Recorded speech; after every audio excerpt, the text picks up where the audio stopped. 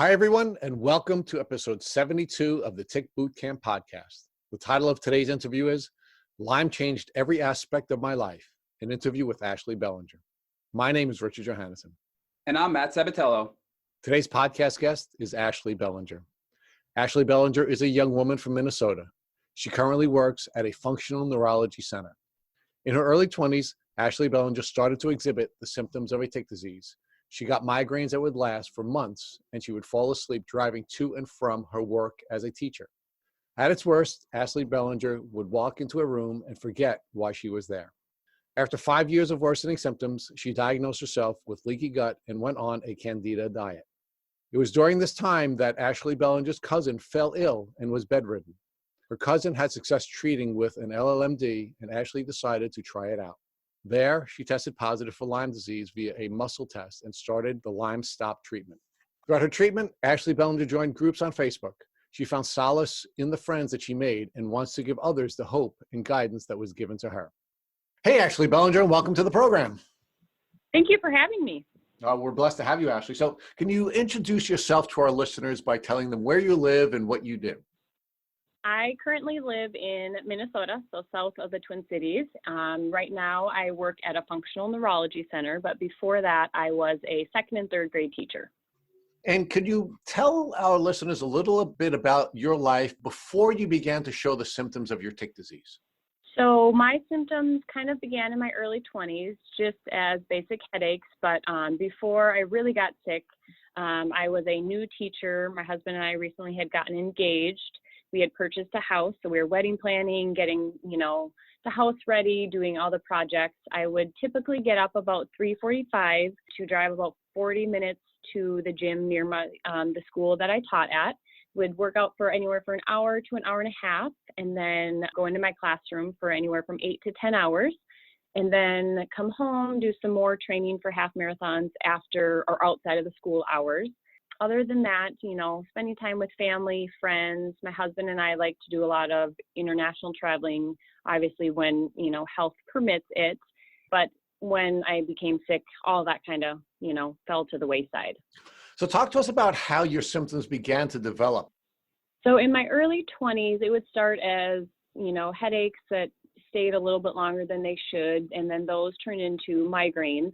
And then those became more frequent. So I went to my mom's neurologist, and he just said that migraines ran in our family and that they can be considered hereditary. But when they got to the point that they were lasting anywhere from a week to a couple weeks, and then at one point they would last months, 8 or 9 months at a time, I wasn't going to settle for hearing the answer that they're hereditary. And then after that, more things started to come up, joint pain, physical pain, inability to sleep, forgetting simple words, which was odd, or just not knowing what I was doing. I'd walk into a room and I would have no idea why I was there. So Ashley, how did these developing symptoms impact each of the different life events that you were participating in? For example, did you lose the ability to go to the gym? I'm pretty stubborn in nature, so it really wasn't until I physically couldn't walk from one room to another that I stopped going to the gym. Because I didn't have any answers, I just was like, okay, I have to push through this. So the gym I didn't stop doing until I literally almost couldn't physically walk or breathe. So that took a while for me to give up. Obviously, I had to give up training. So training went to the wayside, but I still would go to the gym. My work hours, I had to cut them short because for me to make it through a day physically was a miracle. Spending time with family and friends, I had to say no, just because at one point I would go to work, teach for the day, come home, and was home about 4:30. I would nap for anywhere from an hour to an hour and a half so I could make dinner. And then I'd have to go right back to bed. And sometimes I would even sleep in my clothes for work, thinking, okay, if I got 10 more minutes of sleep, I won't fall asleep driving to and from work. Because I'd fall asleep driving to and from work, and my commute was 35 to 40 minutes a day each way. So I just basically had to start saying no to things, and I didn't understand it at that point. So yeah, it impacts everything in your life. Your marriage, your friends, your family, your career. Well, let's talk about that. How did the folks that you work with respond to your reduction in commitments, meaning you weren't able to do as much at work as you had before. How did your colleagues treat you as a consequence of that?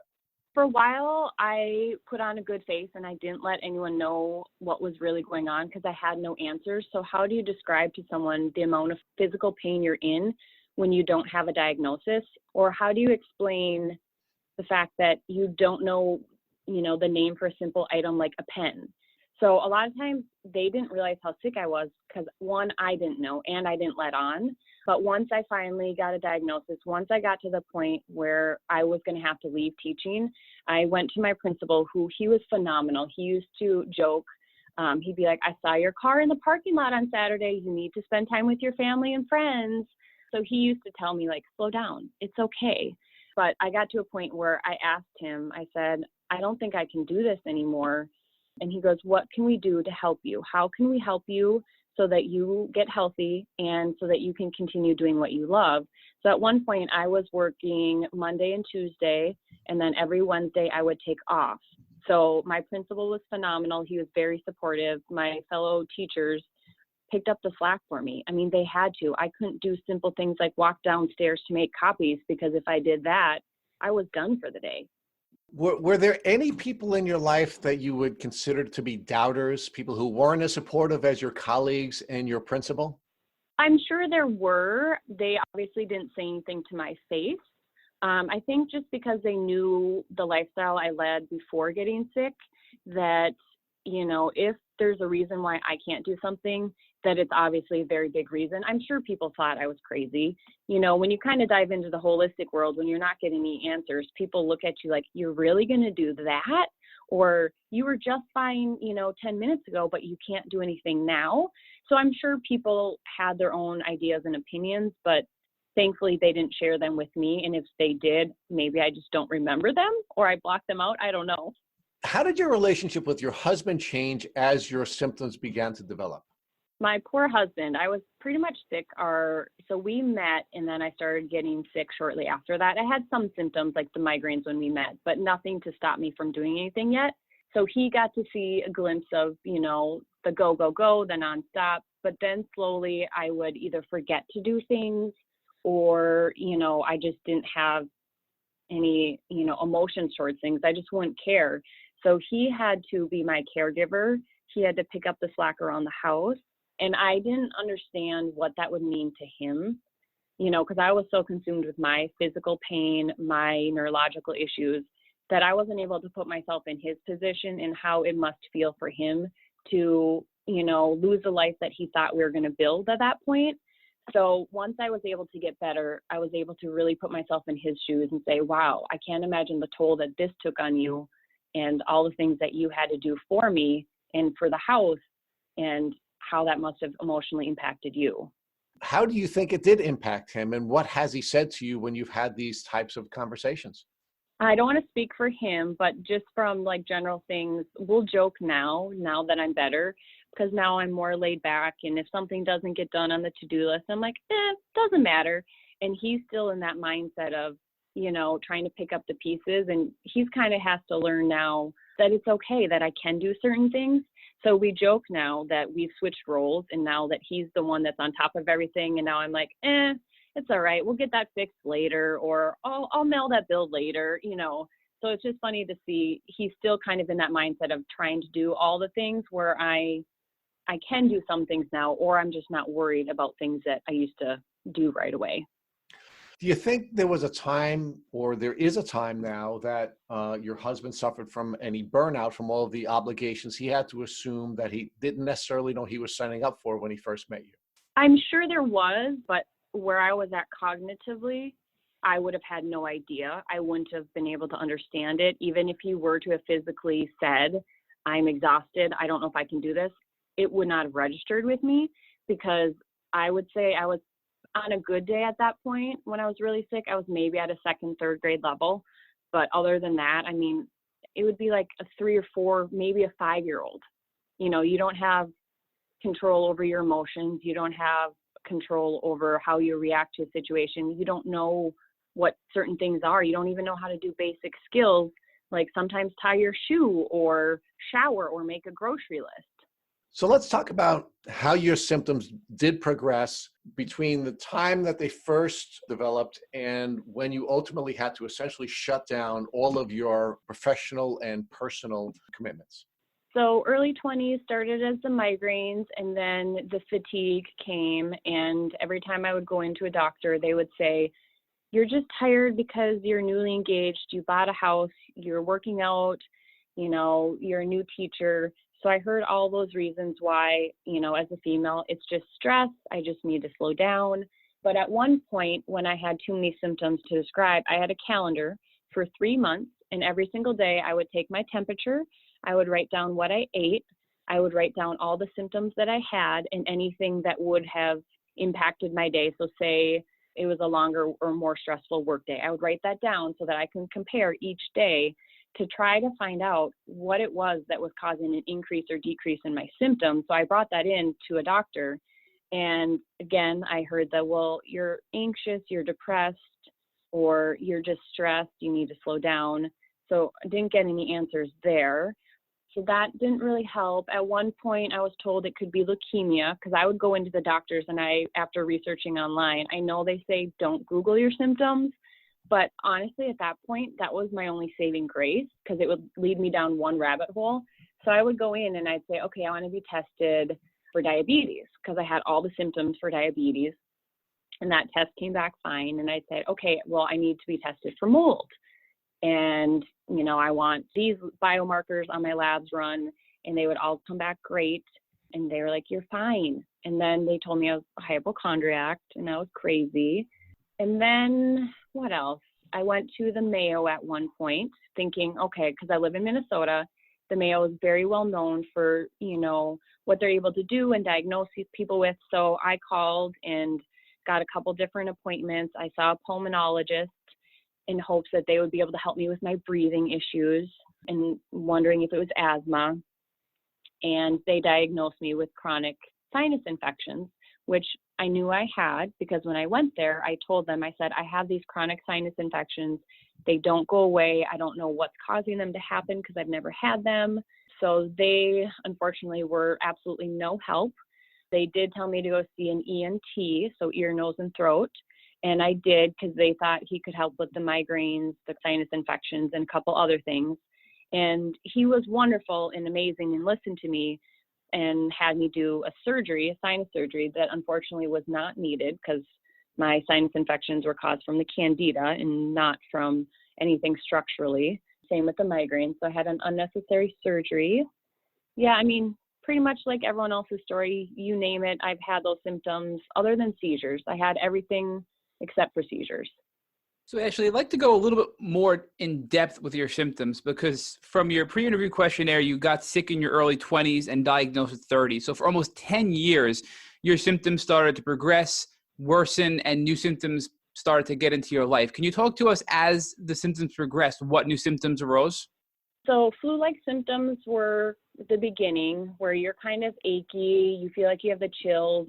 I would take my temperature a lot and I would never run a fever, but I always felt like I had a fever, which I later found out is very common with Lyme patients. So at one point I was in the emergency room and my fever registered at 101, but for me it was closer to 104 or 105 because I was usually anywhere from 2 to 4 degrees under.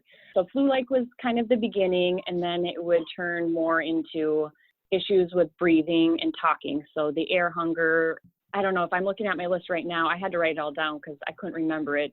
Extreme fatigue, hair loss, night sweats. Oh, the night sweats were awful. I used to take a towel and put it underneath myself because I would sweat so much and then get so cold that I'd have to change my sheets. And in the middle of the night, it's really hard to change your sheets a couple times. So I put a towel underneath me and I'd switch those out. Fevers, digestive issues, inability to regulate my temperature. So any given moment, I would go from freezing to incredibly hot, almost like a hot flash. There was a point in my classroom where I had to do bus duty. So I wore snow pants outside because it was so cold. And then I came back inside and I wore my snow pants and my jacket, hat for 2.5 hours in my classroom because I was so cold and I was not able to warm up and I still wasn't hot. The average person should have been sweating and all that and walking around, but I was still cold. Vision issues was another one that came on rather slowly and would kind of come and go. So I'd have floaters. Inability to concentrate or remember things. The postnasal drip was awful. I remember having to be careful if I were to bend down to help a student because your nose would all of a sudden randomly drip. It was like someone turned on a faucet and then it just would like come pouring out of nowhere. The itchy eyes would come and go, swollen glands. So it would feel like I had a sore throat, but I've never had strep. The heart palpitations were horrendous to the point where then it would send me in a panic attack because I thought that my heart was going to explode. I had either no appetite or an extreme appetite where I could eat anything in sight. Metal taste in the mouth, that was a hard one because I would go to the dentist or other doctors and they weren't sure why I had that. I got 5 cavities in a year at 30. That was my first 5 cavities, which was a bummer. The bone aches. Your bones hurt.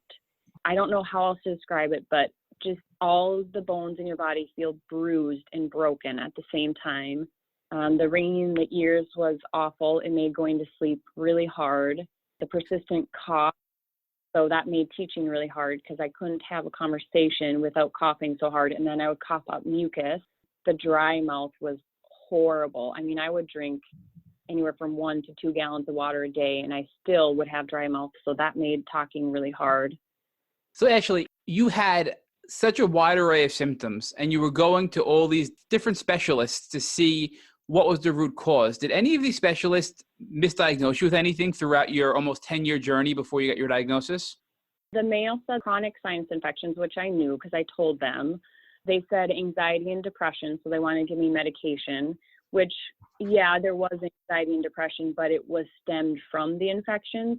One other doctor said that I could have leukemia. That's how he started. He goes, well, I think you could have leukemia. And I was like, well, I don't think that's the case. So no official diagnosis other than the chronic sinus infections, but they all had their theories. And how many doctors did you see over this almost 10-year window? I didn't officially count, but I would say 8 or so different MDs because I pretty much would take any doctor that would get me in when I wanted a certain test or lab run. The pulmonologist at the Mayo, there's another specialist at the Mayo, I can't remember, and then an ENT, and then 2 different chiropractors.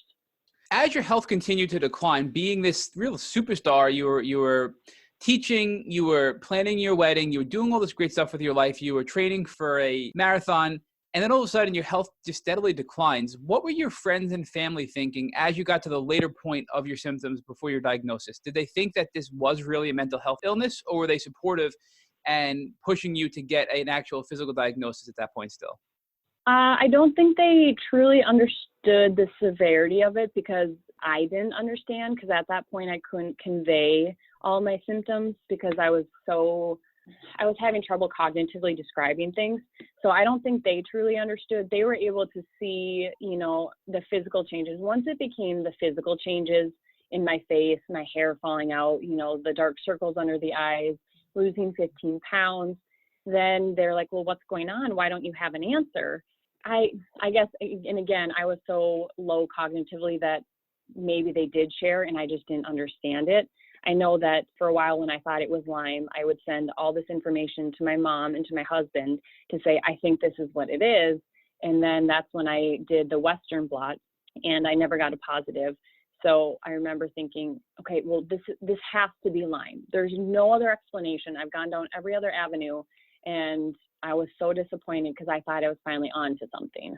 Did you know at the time that the Western blot was not a very accurate test? Yes and no. I had read a little bit about the 2 common blood tests that are given, but I didn't know, this sounds awful, but I didn't know how pointless it was, to be honest, in my opinion. I'm not saying you shouldn't do it, but in my opinion, I didn't understand how pointless the test was.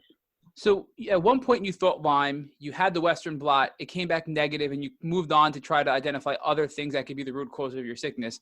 But then you bounced back to Lyme at some point and got a diagnosis. So can you walk us through that journey of finding the right doctor, getting the right test, and getting your diagnosis? Yeah, so my cousin, she's quite a few years younger than me, and she was in high school at the time that I was going through this.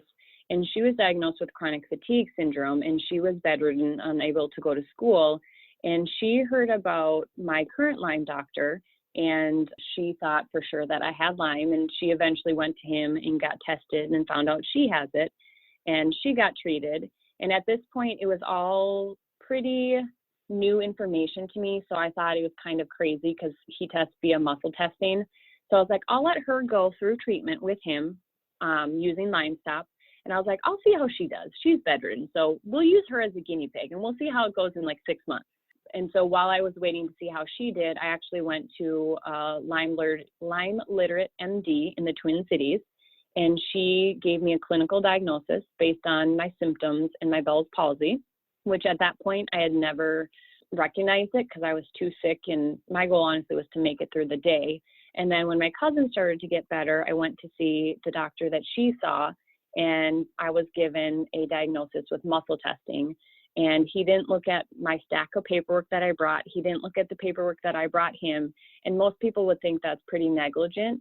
But given what he does in via muscle testing, I think he wanted to prove to me that what he was doing was real and that it was accurate. So he diagnosed me based on certain points, and he would point out all these infections that he noticed. And he'd say, based on these infections, you have all these symptoms. And he was spot on with everything. And then we went over my paperwork together, which for me, that was great for me to see, like, okay, he knows nothing about me, and he's able to pinpoint everything I have going on. And then we went over my paperwork together. Can you walk us through the process of muscle testing and really what it is? So there's different varieties of muscle testing. There's like morphogenic field technique, or more of like applied kinesiology, or I think it's called CBT, cranial biotic technique. And I could be wrong, but so he does something more along the CBT lines with Lyme Stop. So there are vials, and within those vials, it would contain the infections, or you can even have food sensitivities in there. And he'll hold the vials and move it around to different parts of my body, and somehow he gets a response. And his is a little different because he doesn't hold your actual arm up like some people do to test for a muscle lock. He's just able to hold it and get some sort of response or reaction friction-wise and tell me what infections there are. So he'll start with all the vials, and then he'll go over to different parts of my body. So the vials, I'd say like the size of a small chapstick bottle, even smaller, or chapstick tube. And then he would move that around to different parts of the body. And then based on that, he would get a response and tell me, okay, so you have toxoplasmosis in your small intestine. So he was able to tell me all the infections I had and the location of all the infections. So once you had these diagnoses of Lyme and many, many other viruses and co-infections, what was your next step to start healing? So I did Lyme Stop treatment with him. There are 2 doctors that do Lyme Stop. Some other doctors do a similar technique, but only 2 doctors in the U.S. actually do Lyme Stop. And they also use magnets. So it's like a magnet therapy to help basically take your immune system, pinpoint it to the certain area in your body and say, here's an infection. You need to, the immune system needs to be activated to go to this location. So I started Lyme Stop in September of 2017, and it's a week-long treatment, and you have anywhere from 2 to 3 appointments per day over a span of 5 days. And maybe this could have changed since I've done it so long ago. So I apologize if things have changed from when I initially did it, but I did 2 to 3 appointments in a day. The first one started as the longest, obviously, because they're doing the diagnosis. And given the number of infections I had, the appointment times got significantly shorter as my infections started to lessen. But it seems really strange, but I would go in there. He would use the muscle testing with the vials to find out where they are, and then use the magnet to help and put it. So at one point I was laying down on the chiropractic table. The magnet was touching my head, and it's bigger than, I'd say, like, think of a brick or like a paver you use in landscaping, about that size. And one was touching my head, and then he had another one in his hand. And there's different, kind of like in Chinese medicine or acupuncture, there's different points on the body, and he would press on them and use the magnet to activate the immune system to go to that specific infection. And I'm sure there's far more scientific reasons or understanding behind it, but that's my basic understanding of it. When you were taking a less than traditional approach to your healing journey, was there anyone in your life that was doubting you and doubting the approach you were taking? Oh, everyone. They all thought I was crazy because I had started before that with using essential oils. And then from there, I started to learn about fragrance and the chemicals in our personal care products and cleaners. So at one point, I watched the movie Stink, which is amazing. Everyone should watch it. And I came home and I threw out every single personal care product we owned and all the cleaners in our house. And so my husband was like, "Are you okay? I know you don't feel good, but this is a lot of money you're throwing away here." So then I started to replace all that. And that was probably 5 years before my diagnosis. And then I dove down the rabbit hole of food and all the toxins in our food. And at one point I threw out everything in our cabinet that I couldn't eat because I had self-diagnosed myself with candida and leaky gut. And so I put myself on the candida diet for a year and a half before I knew of Lyme and all the other infections.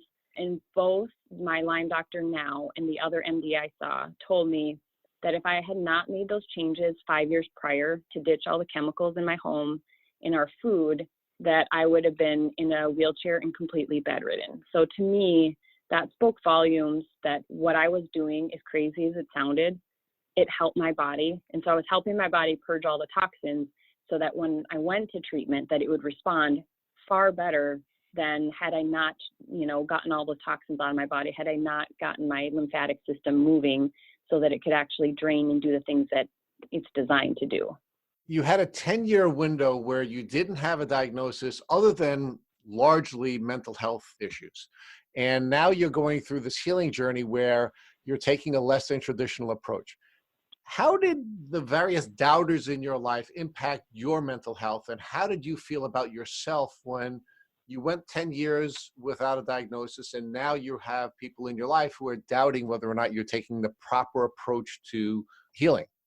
It would depend on the day. There were some days that I could care less with what other people thought. And my mentality was, I'm the one living with this pain and I don't accept feeling this way and I want answers. So there were some days that it didn't matter to me and I was going to just plow through the day, do what I had to do. And then other days, when either some of your physical symptoms are heightened or some of the emotional symptoms are heightened, that it's really hard and you feel very isolated and alone. And you wonder why people just don't wish you the best and want to support you. And it's not that people didn't want to support me. I think it's just they didn't know. And I was doing a lot of things that were considered unconventional and that were weird. And until you're in that situation of willing to try anything to get better, most people aren't going to, go, "Oh yeah, I want to do a coffee enema." They're going to look at that and be like, "No." So until you hit rock bottom, I understand why they thought it was strange or odd. And especially because I grew up, following Western medicine and, believing everything I was told. And it's not that doctors want to provide you with inaccurate information, but again, they're also not educated on the other options as well. So I get where they came from, where they're like, "This is really weird." So I don't hold anything against people, but it makes sense that they were skeptical. Ashley, we've heard a lot about coffee enemas and how they are super, super helpful in alleviating some of your symptoms. So can you talk about how the use of coffee enemas have helped you? So it took me a good 6 months to feel comfortable doing it. I had heard about it for months prior in all the support groups I was in online. And that's also something I want to mention. If you are struggling, I would suggest joining a couple support groups because that's where I learned a lot from other people. You're going to learn a lot about unconventional methods from everyone else's personal experiences. And then from there, you can go and do your own research. You can bring it to your doctor and you can say, "I want to try this." So I would say support groups are wonderful. But with the coffee enemas, I was at a point where I had to do them 1 a.m. before work. And it, would take me about an hour to do it before teaching. And then I would come home and I'd have to do it again at night because it was the only thing that got me through the day with the migraines and the chronic fatigue. And through there, this was before my Lyme diagnosis, I was able to see parasites being expelled, and it was something that no one had ever addressed with me. So once I started doing the coffee enemas, I did them 1 a.m. and 1 at night for anywhere from 7 to 9 months. And then I would transition to 1 a day for 7 to 9 months. And then I would transition to every other day and so forth. But I would track in my phone the number of parasites that I would see being expelled so that I could see that number go down, so that I knew that I was actually making progress. And as I was able to expel or, kill or excrete parasites, my toxic load would go down, and then some symptoms would start to go away. Now, did it take everything away? No. But at that point, if you can get rid of anywhere from 2 to 4 symptoms, that's like a miracle. Actually, I'd like to walk back for a minute to the Lyme support groups that you're a part of. How did you find these folks, and were they the people that you were able to turn to when you had doubts yourself about taking a new approach, such as using a coffee enema or some other alternative therapy? So I just went on Facebook and would just type in Lyme disease or parasites or coffee enemas or SIBO or Candida, whatever I thought it was that I was dealing with, whether I had a diagnosis or I didn't. And I found a lot of support groups, like one being Chronic Lyme and High Vibe. That one's really good because it's a positive group. And I joined them. And the hard part at the beginning was there's a lot of stigma around being in a support group or the idea of therapy or the idea of mental illness in the United States. So that I had to get past that barrier of, I need help and it's okay to ask for help. But through there, I was able to ask questions, listen to other people's experiences, make my own conclusions about what I thought was best for myself. And I actually met quite a few people that I've never met, but I'm still good friends with, in real life now, and we'll call or text each other. And that was huge, to be able to make those connections where someone else understands what it's like to be fine one moment and, bettered in the next. So I would suggest seeking out other people either online or in support groups that you form a relationship or connection with, because they get what it's like. And so you going to them and quote unquote complaining isn't going to be a bad thing or a negative thing, because at some point your family and friends can only hear so much if they don't see any changes happening. So to go to someone who gets it was a game changer for me. Ashley, why did you decide to go right to Lyme Stop and not look at more regular treatments that the Western world would prescribe, like antibiotics or even something like an herbal treatment instead?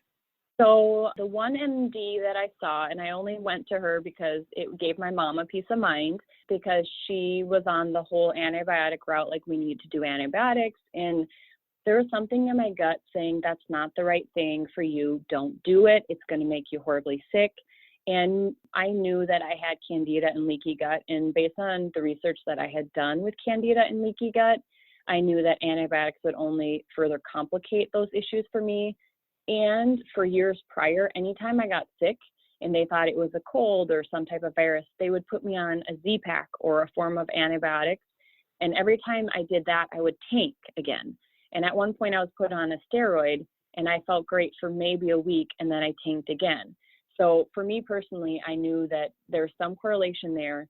So I never tried any type of antibiotic for Lyme. And after reading what I did about holistic treatments and things like that, I just knew for me that was a better option. And I saw my cousin go through Lyme Stop and she got better. So I was like, okay, I'm going to give this a try. So for me, it was Lyme Stop or going to Germany, but Lyme Stop was a far cheaper option and a lot closer.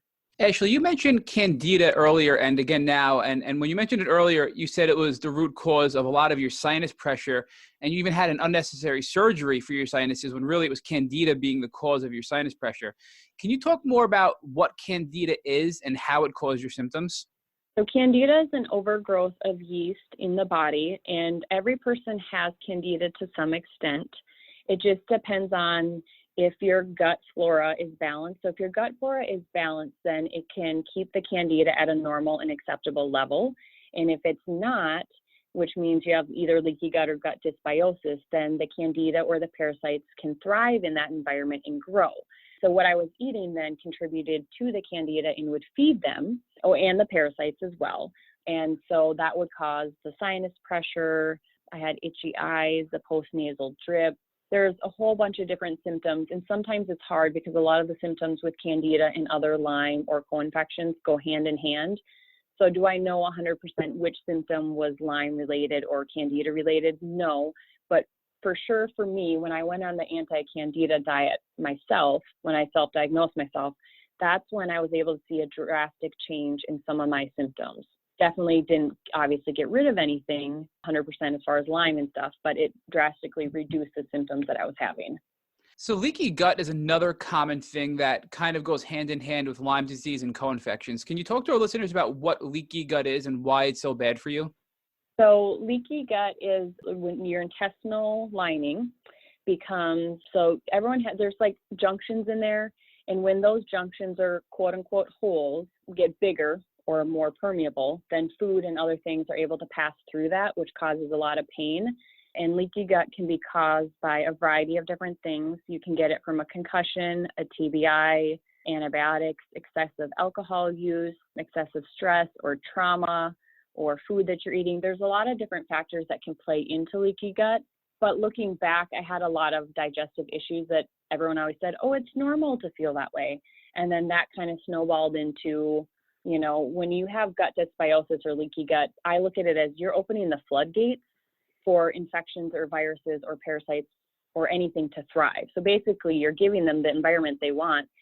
So actually, I understand that leaky gut is when food gets through your stomach and into your bloodstream, and your body then mounts an immune response to attack these foreign particles in your blood, which are really food particles. So not only is it painful, but then it creates inflammation by your body launching an immune response too. Is that correct?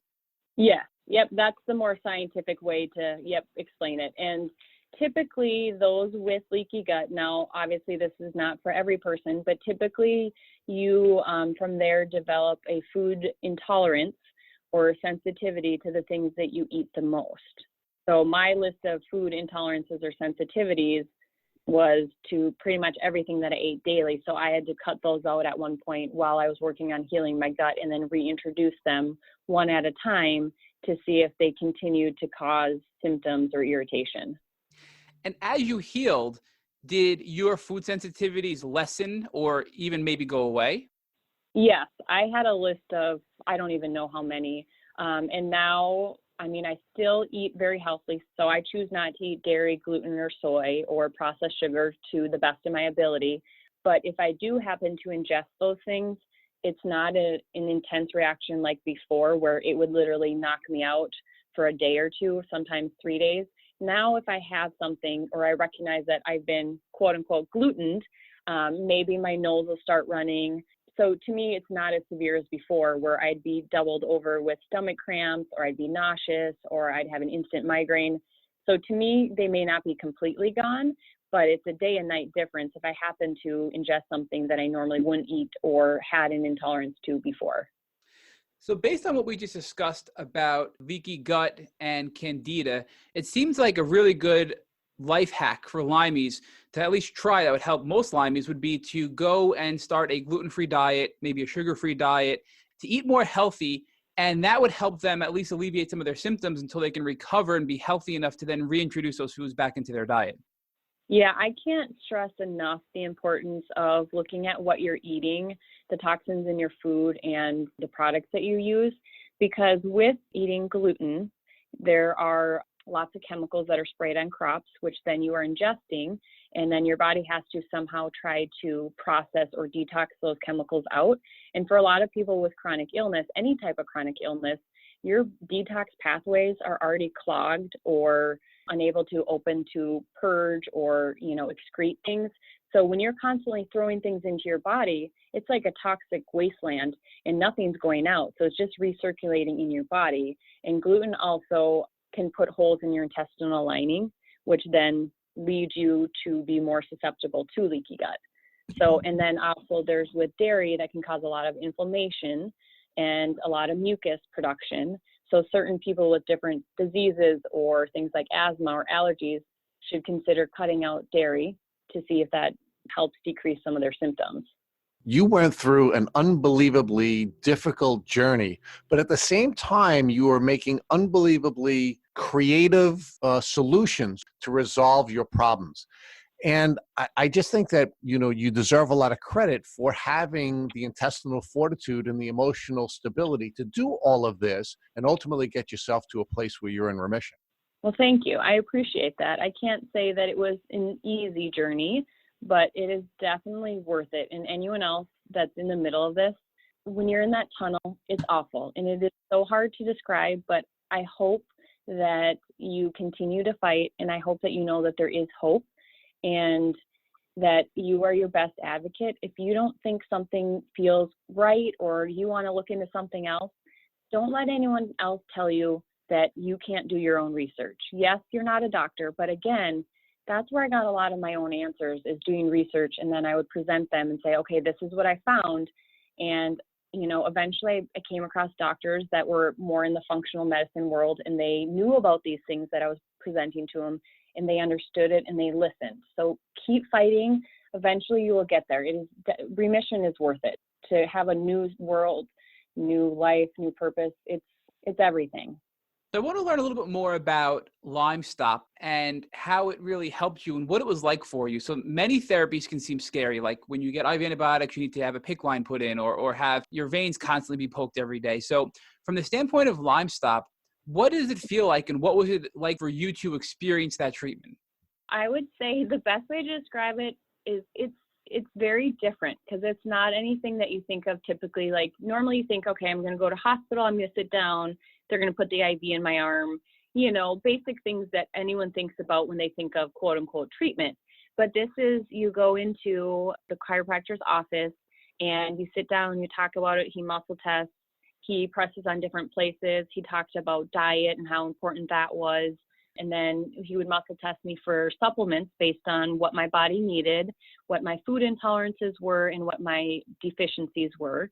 So that was really interesting because it's not a typical process. And then I remember leaving with they weren't Target size grocery bags, but they were 2 really big bags of supplements. And so at any point I was taking anywhere from, 50 or 60 supplement pills a day, which is very common in the Lyme world. But for me at that point, I hadn't taken that many in a day. So that was new. Yeah, it was very interesting. But again, it's the one thing, it saved my life. I tell people that Lyme Stop stopped the tornado of Lyme. So it stopped all the craziness that was happening. It stopped all of the spreading of it, stopped the infections. And now I'm working on the cleanup from Lyme. So the damage that the Lyme did, and finding out what could be potentially long-term. Do I have long-term neurological damage, or will things continue to come back?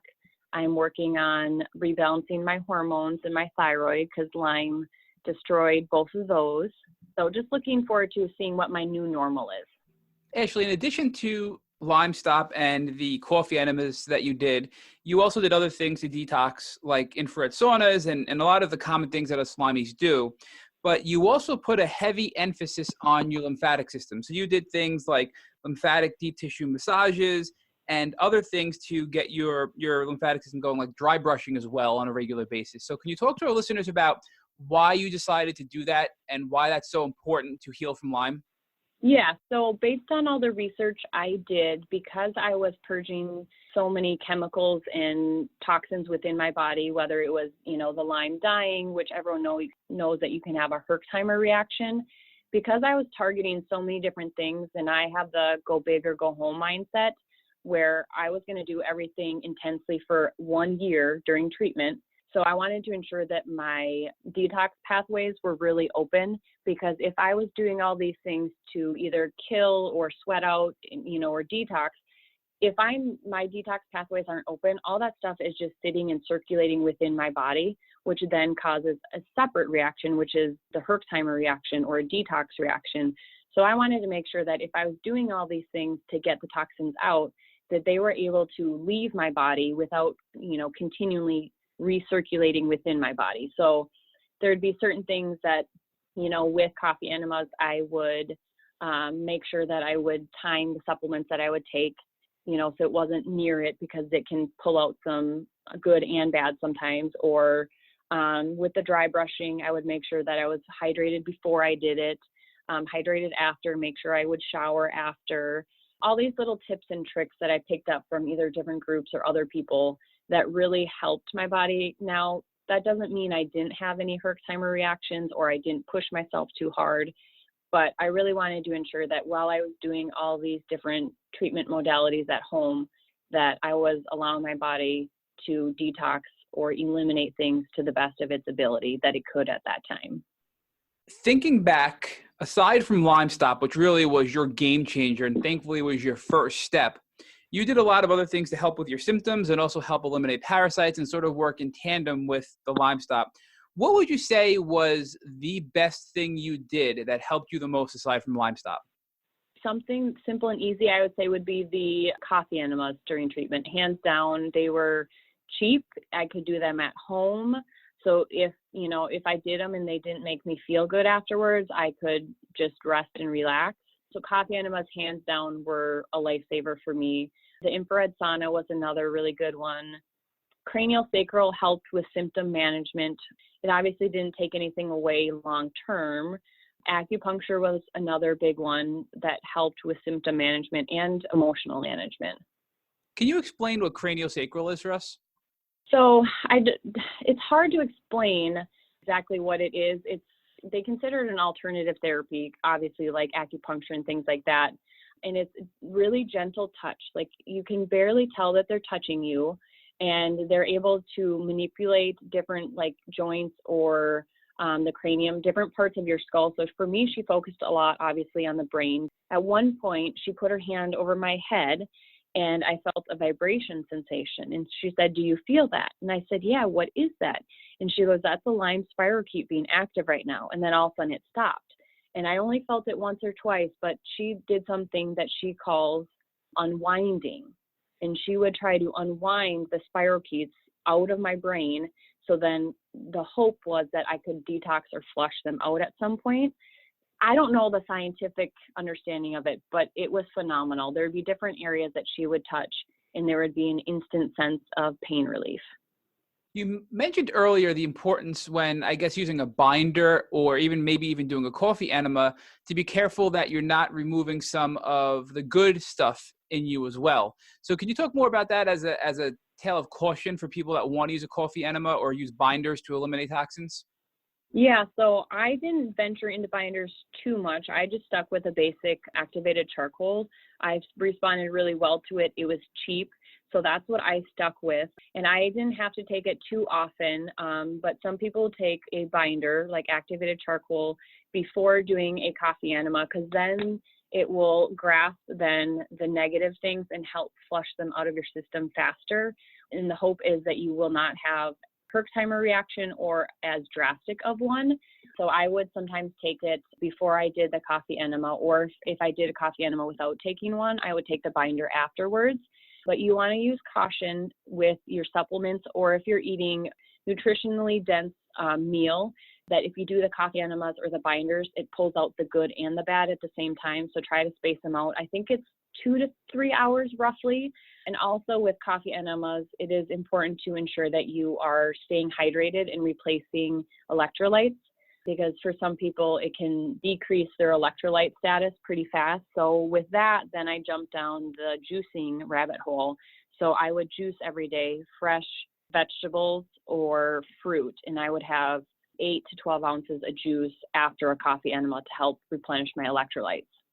So you clearly have come a long way in the last 3 years since you've been diagnosed, and you've recovered a lot of the things in your life that you didn't have before. So can you talk to us about how you feel today and the things you're able to do now that you weren't able to do in the past? Yeah, so any given day right now, I would say I'm 85 to 95% better.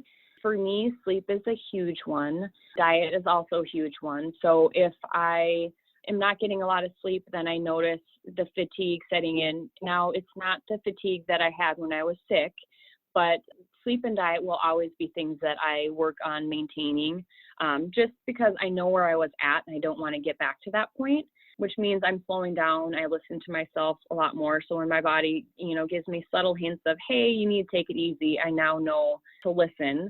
Yeah, life's completely different. I'm back to working full-time almost.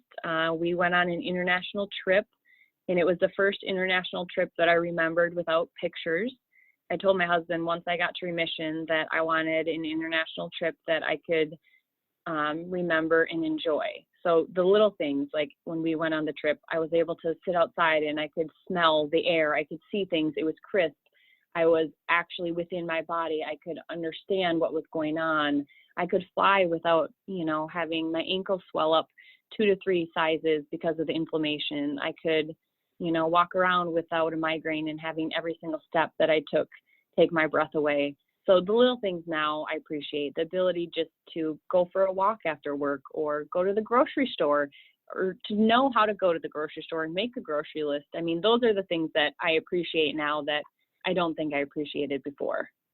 So Ashley, can you share with us how you've changed spiritually and emotionally as a consequence of this journey, and how you're better because of it? So Lyme changes every part of, or I shouldn't speak for anyone else. Lyme changed every aspect of my life. I had to learn how to do everything again. I had to learn to trust myself again. You have to learn how to have feelings again, be in a relationship, a give and take of a relationship, communicate, learn how to do simple things again that you did before. I completely changed careers. I don't want to say it was because of Lyme, but because of that, I left teaching and went back to school for holistic and functional nutrition. Basically, I just want to help others and hopefully give them more answers that I didn't have at the beginning, and give them hope. When you're in that tunnel, you want hope, and just let them know that you can come out of this. One big thing I took away from being sick was the people that checked in, that sent a simple text message to ask how I was doing. That meant the world. So I'm trying to get better about being that person for other people, and just texting them and saying, hey, I'm thinking of you. That way they don't have to answer any questions if they don't want to, but they know that there is someone out there that, yeah, you may show up to work and you may look fine, but they're still thinking of you, and they understand that there's still struggles that you may be going through. So reaching out to other people is one of my main goals now after being sick. Can you talk to us about what tools you use for your outreach, and specifically why you're using social media as a tool for reaching out to folks who are going through the challenges of a tick disease journey? So for me, social media was huge because it can be accessed anywhere. But when you are bedridden or, at home sitting on the couch because you can't go out, that's the easiest thing to pick up is your phone and go on to different either social media platforms, support groups. And for me, I was able to connect with so many other people and read their story or read their journey, or someone would post about dry brushing and I could learn a little bit about dry brushing. So it's a very hands-on way for people who aren't able to get out and interact or socialize with others, in a real world sense, for them to stay in touch with people and gain information from others. So Ashley, you've given so much to our audience already, but I have to ask one more thing of you. Would you please share with us what you would do if your husband came home from work and he had a tick biting him on his leg? Before I would have freaked out, but now knowing what I know and just the journey that led me to Lyme Stop, honestly, I would take the tick and I would put it in a Ziploc bag and then circle probably on him or myself, whoever got it, where it was, so then you can keep an eye on it.